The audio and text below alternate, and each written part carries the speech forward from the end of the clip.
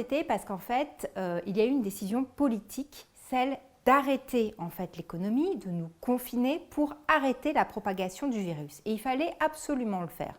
Sauf que ça a donné lieu évidemment à la fermeture de pans entiers de l'économie.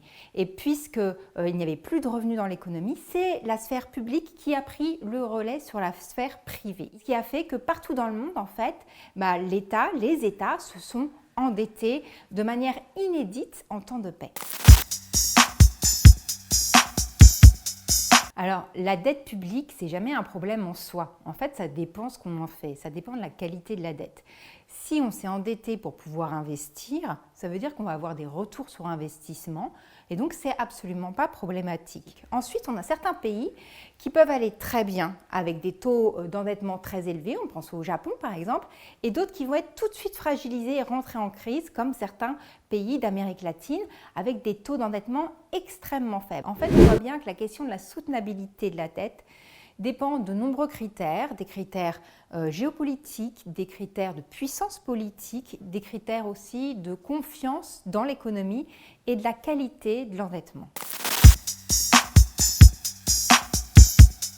L'autre souci, c'est que quand on pense à la soutenabilité de la dette, on pense toujours à la soutenabilité de la dette française. Il faut se rappeler qu'on est dans une économie internationale et européenne et qu'à chaque fois, les crises de la dette fonctionnent de la manière suivante. Un pays se fait attaquer et les autres sont contaminés. Et là, aujourd'hui, on sait qu'on a des pays, on pense notamment à l'Italie en premier lieu, qui sont très fragilisés, qui ont un taux d'endettement qui n'est pas forcément soutenable. Si l'Italie se fait attaquer par les marchés financiers et est déstabilisée, la France le sera aussi à un moment. Donc c'est vraiment un problème européen et il ne faut pas penser la dette française qu'au niveau français. C'est pour ça que l'idée, c'est de proposer une annulation de la dette. Alors évidemment, il ne s'agit pas d'annuler la dette qui appartient aux acteurs privés, aux banques, aux fonds d'investissement, etc. et qui aurait évidemment pour conséquence de déstabiliser l'économie, mais il s'agit d'annuler la dette de la seule institution qui peut le faire, c'est la Banque centrale européenne.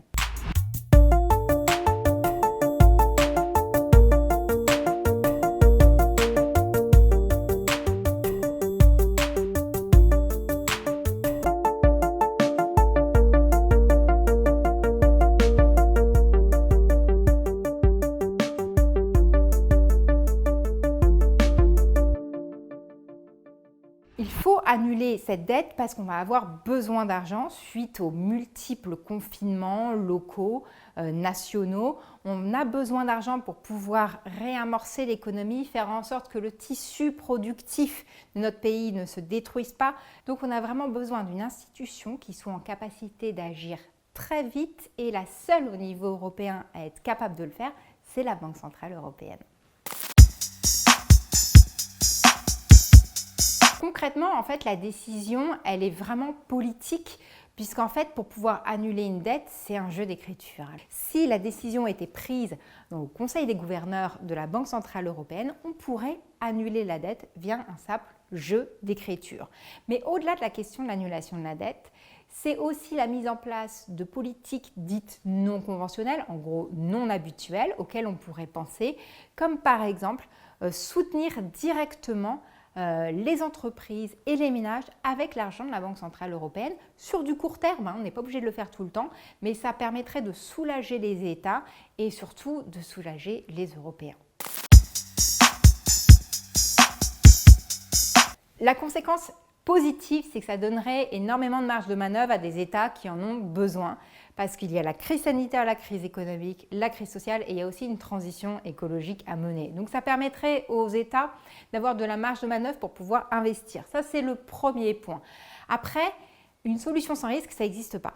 Pour nous, en revanche, il nous semble que celle-ci est la moins risquée des solutions. C'est une décision qui est nouvelle, c'est sûr. Néanmoins, ça nous semble être la solution la plus sérieuse et la moins risquée.